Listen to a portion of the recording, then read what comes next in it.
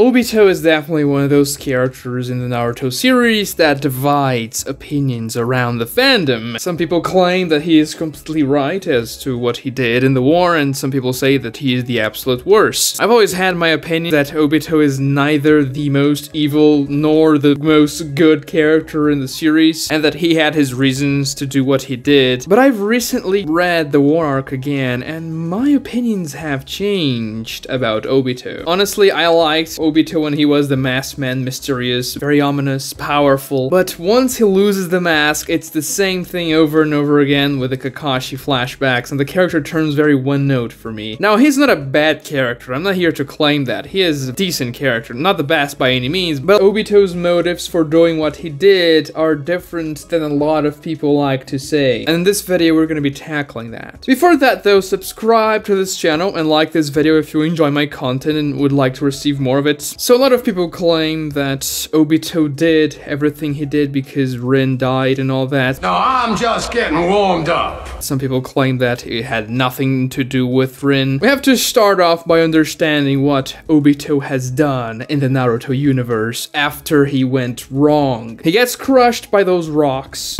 in the Third Great Ninja War, and then he witnesses Rin dying, and he snaps, essentially. He believes in what Old Man Madara tells him about the perfect world of the Infinite Tsukuyomi, and then he sets out to accomplish that goal. In the meantime, he attacks the Leaf Village, kills his former sensei, and destroys a big portion of the village as well, killing a lot of people. And then he forms the Akatsuki, who hunt down the tail beasts so that Obito can reassemble the 10 tails. Of course that the Akatsuki causes a lot of deaths, and when he sees that the Akatsuki will no longer be able to take care of that job, he declares war against the entire world so he can get the 2 last tail beasts remaining. That war will obviously kill a lot of people. Eventually Obito would have a change of heart and join back with the good side after Naruto convinces him that he shouldn't be alone in this path and he was wrong all along. And he dies sacrificing himself to save Naruto. Think about this for a second. In order for anyone to do something resembling all of this, you have to have this conviction that you know you are right. Or you just have to be very centered on whatever you want to gain. So what did Obito want whenever he declared war against the world, whenever he started the Akatsuki and put Madara's plan in motion? Was it because he was really into making the world a perfect place where everyone could be happy under the Infinite Tsukuyomi? Actually, no, it wasn't because of that. Obito defenders will always say that, no, he didn't do all that just because of Rin, and you would be right. He didn't do all that just because of Rin. He did all that only because of Rin. Rin was Obito's only motivation. I know a lot of people like to say that Obito was just mad because Rin died, but then he realized that the world is not good and everyone should live under the Infinite Tsukuyomi. But you just have to reread the war arc again, especially after Obito gets unmasked, and you will very easily notice that this is not the case at all. Obito is doing all that because he wants Rin desperately. That's the only thing he wants. It's kinda sad, to be honest. It's very disheartening. This 35-year-old man is in love with this little girl that died 2 decades ago. Obito is an extremely broken character. Many people will say, no, Obito didn't have those feelings anymore. He even said that he was empty. And yes, he said that. Of course he would say that. Kishimoto even did that very on-the-nose piece of symbolism when he had Obito lose his heart to symbolize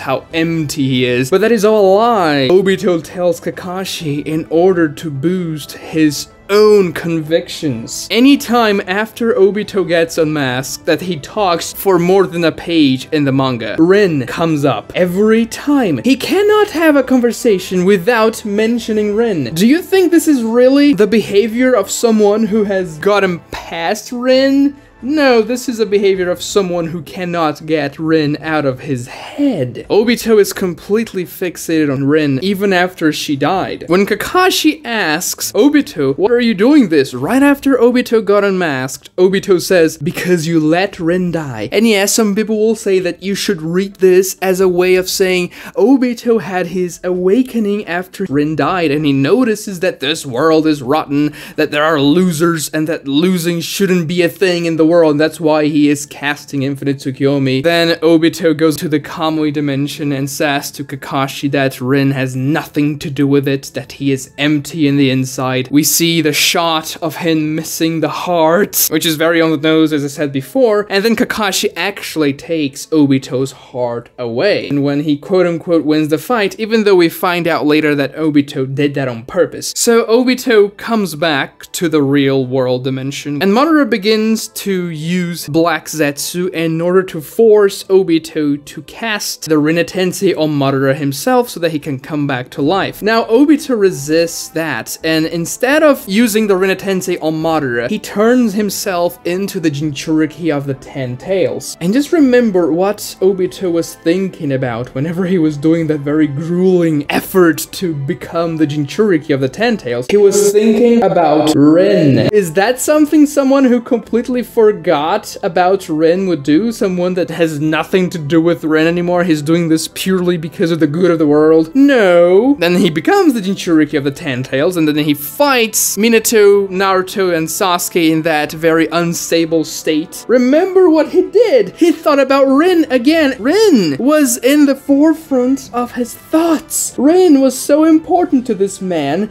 that she maintained him alive while the Ten Tails was trying to rip him apart. And then when Obito was clashing the sword of Nunaboko against the majestic Attire Susanoo sword, he was thinking about Rin, about him being a Hokage, and about how things could have been different. Does that sound like someone who has forgotten Rin entirely? No, not really. Doesn't sound like that. He is weakened by his thoughts. And then when he changes sides and faces Madara, he thinks about Rin again when he fights alongside Kakashi. Rin is guiding everything this man is doing. He hasn't a will of his own. He is guided by this 13-year-old girl who died 2 decades ago. I am not the monster. No, I'm just ahead of the curve. It's so sad. He is like the biggest loser in fiction. And of course, when Obito dies, he goes to Limbo, whatever that place is,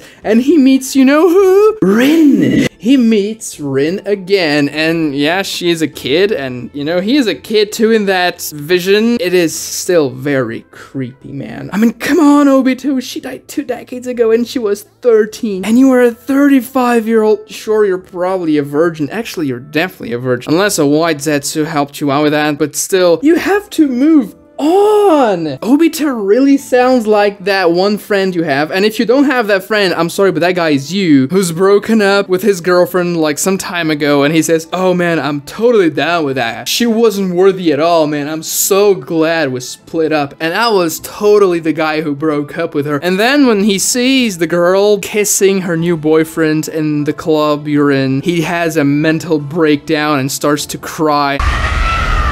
Has to run back to the bathroom where he stays all night crying and puking because he cannot get over the girl, even though he says over and over again that he is done. And then in the next day, when you wake up with a really bad hangover, he says, "I hate girls. Women have to die. Oh, why did she do that to me? Ah!" This is essentially Obito in a nutshell in Naruto. It's really sad. It was everything because of her. And this shows how weak-minded Obito is. His backstory isn't that sad. I mean, he was a black sheep in the Uchiha clan. He wasn't as talented as his peers, but he still became a Chunin very early on, way earlier than anyone in the Konoha 11. But he had a crush on this girl that was from his squad. Sure, okay, that's normal, man. People have crushes when they are kids. And then you get crushed by a rock. And honestly, Obito shrugged that off very well. He has half of his body completely blown away, but he is fine after it. He's like, oh man, I have to go back to the Leaf Village.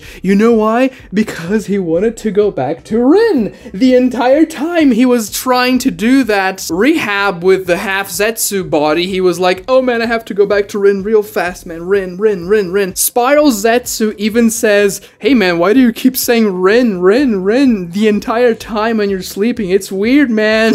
We even see in one of the flashbacks, he's like kissing Rin's picture and then Kakashi sees it. It's just really creepy. But then he sees Rin dying and he loses it. And yeah, I'm not saying that seeing your friend slash crush dying in front of you killed by one of your best friends wouldn't be a traumatic experience, but Obito really unravels after that. And if we compare Obito's backstory with other characters' backstories, his backstory is kind of mild. Take Sasuke, Itachi, Gaara, Nagato, Hashirama, Madara. Their backstories were way harsher than Obito's, and Obito completely loses it after seeing Rin die. I mean, Kakashi's backstory is 10 times worse than Obito's, and Kakashi stayed firm. But no, Obito has to declare war and kill like 100,000 people because he had a crush on a girl who died, unfortunately. And then he sees the world as not worthy. This is extremely tragic. I don't really like the character, but I understand that the character is not poorly written. He is pretty realistic for someone who is weak-minded, who wouldn't be able to bear those types of things and would try to escape into a better world. He would want to be completely taken over by the illusion of the infinite Tsukiyomi, where he can live a life where he could be together with Rin again. Whenever people say that he didn't do that for Rin, that's not correct. Obito didn't cast the infinite Tsukiyomi to save the world. He cast it so he could escape into it. Subscribe to this channel and like this video. Thanks for watching.